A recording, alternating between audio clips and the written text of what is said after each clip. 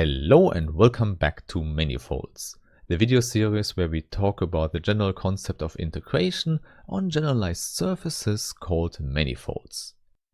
And indeed, in today's part 58, we will talk about a classical result which is called Stokes' integral theorem.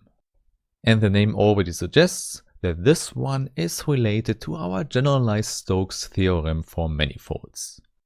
In fact, it's quite similar to Gauss's integral theorem, but we will see that this special one of Stokes only works for two-dimensional manifolds. So it's quite special, but still really important in applications like we have them in physics. However, before we formulate the theorem, I first want to thank all the nice people who support this channel on Steady, here on YouTube or via other means. And please don't forget, on Steady or Patreon you can buy a supporter package to access additional material for all the videos. For example, there you find PDF versions, early access and quizzes. And then without further ado, let's immediately consider a two-dimensional manifold inside the three-dimensional space R3. And as always here, the manifold is allowed to have a boundary. So for example, it could be something similar to a half sphere where we have the boundary there. So here we have a two-dimensional manifold M with a one-dimensional boundary del M. And in addition, you might already know that we need an orientation on both things. In other words, we have to assume that the manifold M is orientable. And as we have already learned, this means that there exists a continuous unit normal vector field on M. This means on each point on M we can find a normal vector and let's call it n.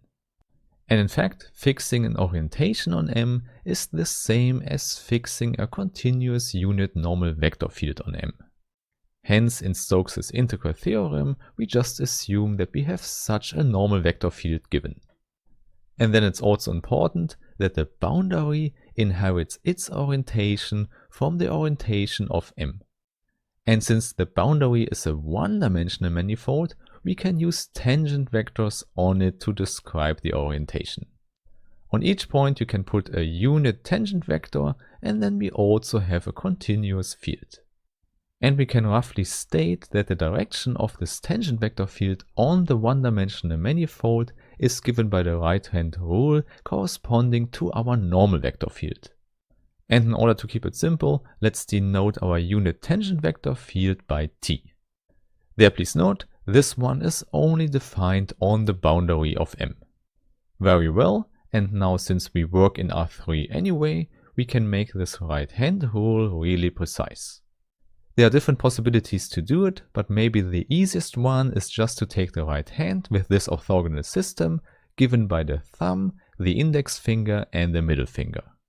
And then you just take the normal vector as the first vector and two tangent vectors as the other ones. More precisely, on the index finger we should have a tangent vector that is outward pointing, and on the middle finger we find our tangent vector on the boundary. So here you should know, outward pointing tangent vector on M means that we have a tangent vector that comes from the surface M but then goes to the outside world. So for example, at this point here, we would have a tangent vector that goes in this direction. So you see, by having these two vectors, we can find the direction of the tangent vector on the boundary. So there we have it, this right-hand rule is a good calculation device if you work in applications. Of course, in our theoretical approach here, we don't need to do that because everything is given in the concept of orientation anyway. So after fixing all the notations we need here, we can finally talk about the formulation of Stokes' integral theorem. So this is the classical Stokes theorem, which is just a special case of our generalized Stokes theorem. And in fact, this one can only be formulated for two-dimensional surfaces in our three-dimensional space. The reason for this is that we actually need the curl of a vector field here.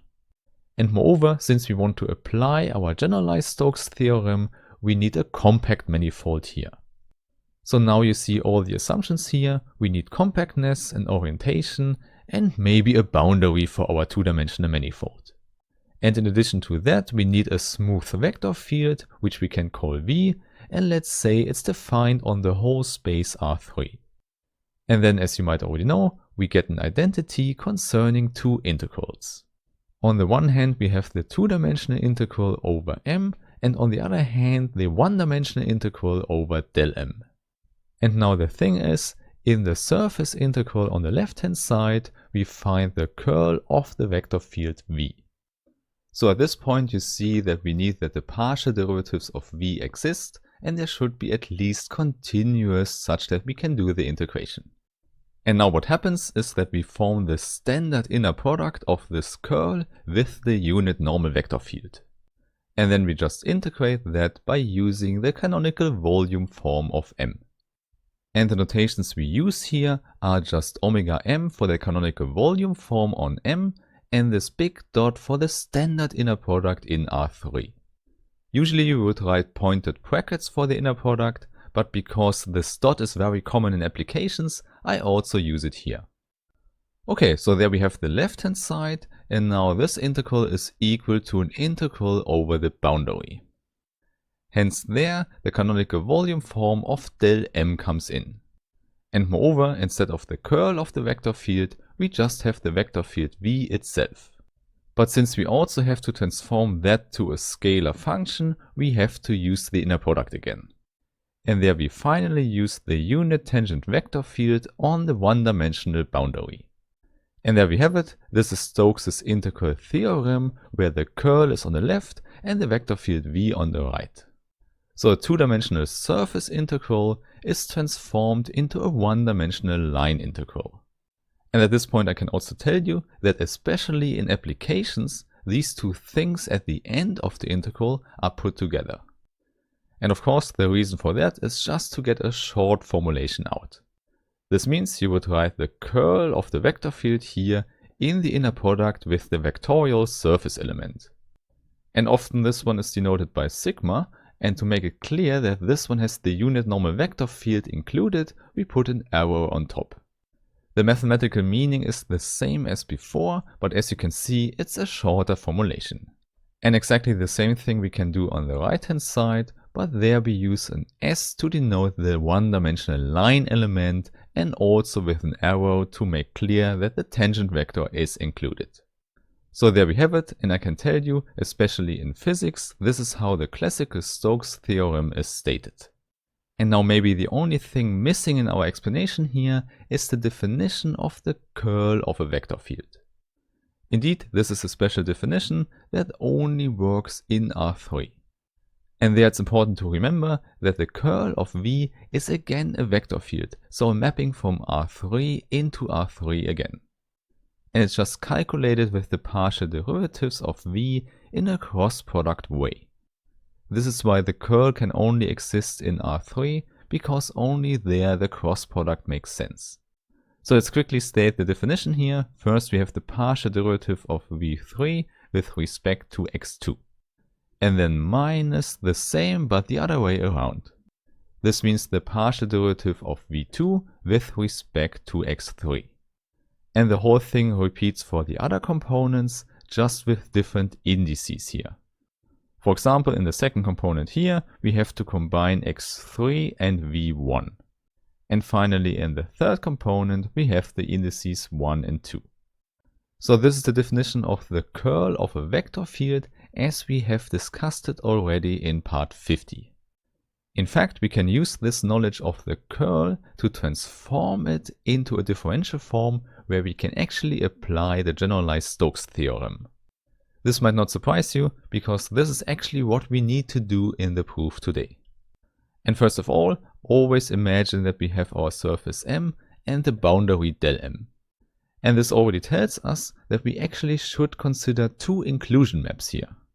First, M is a submanifold in R3, so it's embedded in the space.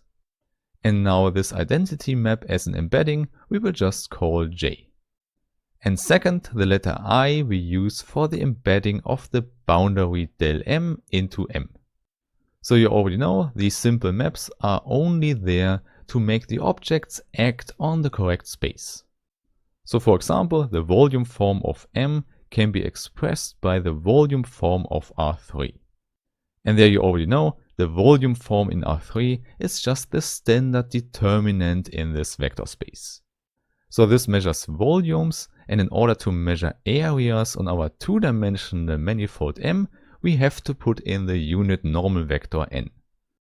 And now by definition, this is a differential form on R3, and to make it to 1 on M, we have to use the pullback of J. So often one omits writing down this trivial pullback, but here we will do it because it's important in our proof to see what actually happens. So let's quickly go to the picture on the left now, and there you see whenever we want to measure an area on M, we can extend it to the third dimension to measure the volume in R3.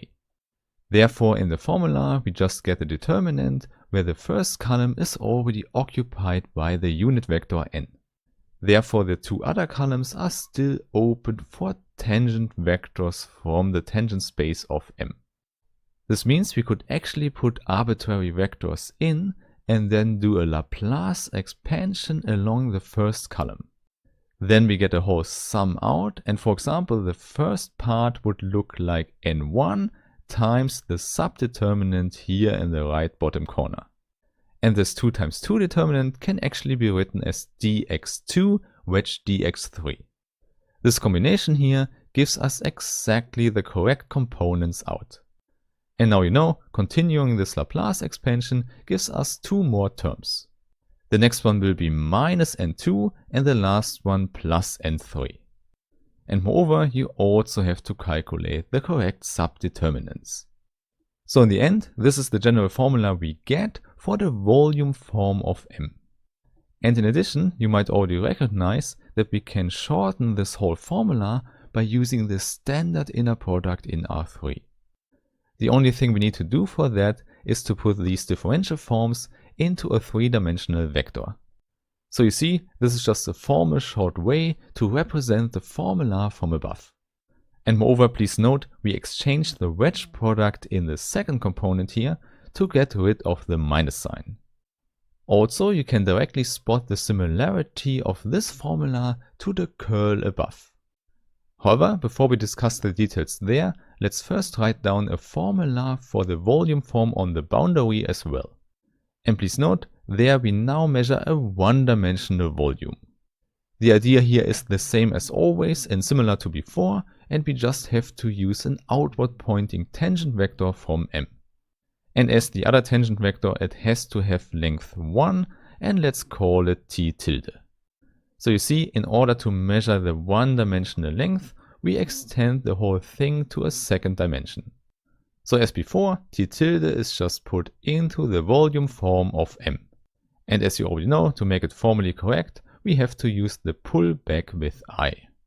And now you should see that the whole thing is not complicated at all, because omega m is already given by determinant, and now we put in t tilde as well. This means t tilde comes now into the second column of the determinant. However, at this point please don't forget, n, t tilde and t are all mutually orthogonal to each other. So by putting t into the last column of the determinant, we actually get out 1. Please also check that this one is compatible to our right hand rule. In other words, if we scale the vector t by alpha and put that into our volume form, we get out this scaling factor alpha. And you might know that we can get this scaling factor back when we use the inner product with t. So the whole thing comes down to an orthogonal projection onto t with respect to the standard inner product. And therefore we don't need to write the whole determinant, we can just write an inner product with t. Hence we have t times any vector we can put in, and this one can also be expressed by our differential forms. So quite simple, dx1, dx2, dx3. And with that we have our 2 nice short formulas for the 2 volume forms that we consider here. And now we can finally connect that to the curl of a vector field V. And for that please recall part 50, where we have already calculated a Cartan derivative of a vector field related to the curl. More precisely, we should say that we have a 1 form that is given by a vector field V. And now the Cartan derivative of that gives us the curl of V back. In fact, what we can do is to reorder these two forms that come out such that in front of it we have the components of the curl.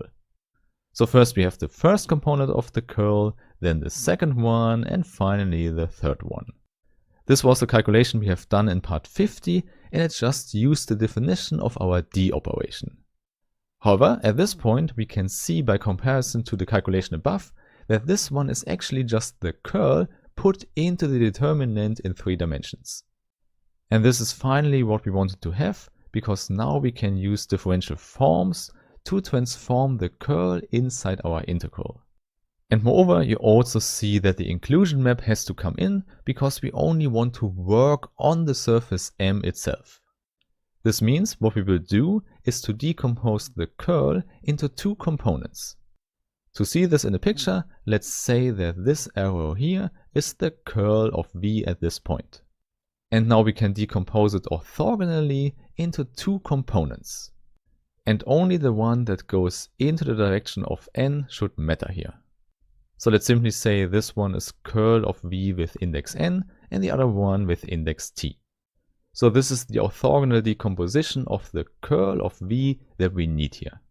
And then we just use the result from before, but then we also apply the inclusion map J to it. And together with the decomposition, we actually have 2 parts here. The one part is the projection of the curl of V onto n, and the other one the projection onto the tangent space of M. Which means that here in the second part we have a determinant where we put in 3 tangent vectors of M. So in the columns we have 3 tangent vectors, but the tangent space is only 2-dimensional. This means the only possibility for the determinant here is to give out 0. In other words, the second term completely vanishes and we only have to consider the first one. This is quite nice because it tells us that we can actually use this volume form from above. So omega is essentially given by the vector field V. However, as before, we can shorten this notation by using the inner product with the differential forms. Of course, this is just a short notation for us. It means exactly the same thing as before. Moreover, we already know we want to have a differential form on M, so we have to use J star as well. However, this does not change so much because it commutes with the D operation anyway. This is the naturality, and we see what we get out for the D operation applied to this one form is exactly the result from before.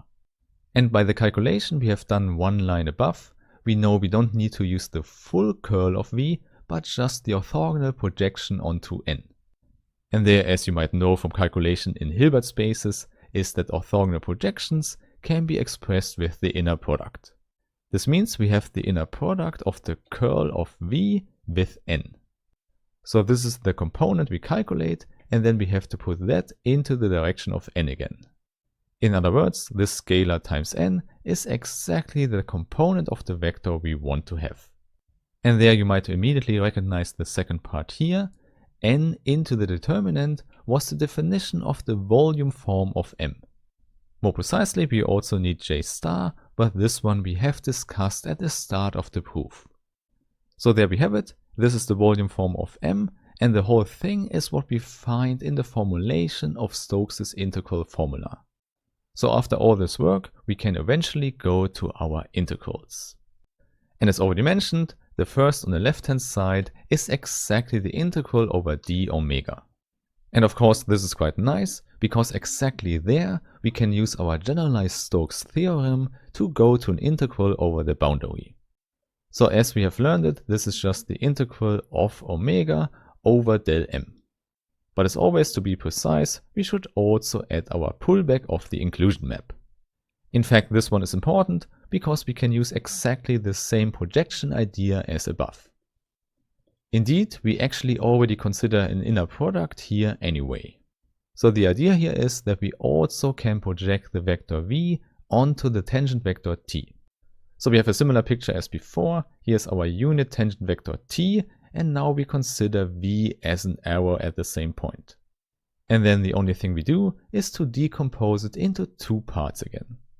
So as you can see, one component is orthogonal to the tangent space on the boundary, and the other one lies in the tangent space. So maybe let's call the one Vt and the other one Vn. And moreover, since Vt is our standard orthogonal projection onto a vector, we can just use the inner product again to calculate it. As always, it's just V inner product with t times t. Okay, so this is really nice, and now we can look at Vn, which is orthogonal to the tangent space of the boundary del M. This means if we apply a tangent vector here and calculate Vn with this tangent vector in the inner product, we definitely get out 0. This means we can also just write that Vn in the inner product with these 1 forms gives us simply 0. So again, the orthogonality here simplifies our formula on the right. Namely, we don't need the component that is orthogonal to the tangent space, but just the one that is a tangent vector.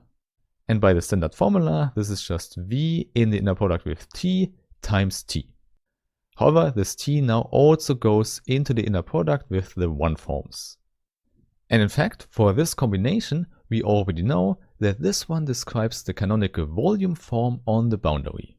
Indeed, we also need the pullback for that, and then we get the volume form, and only V times t in the inner product remains.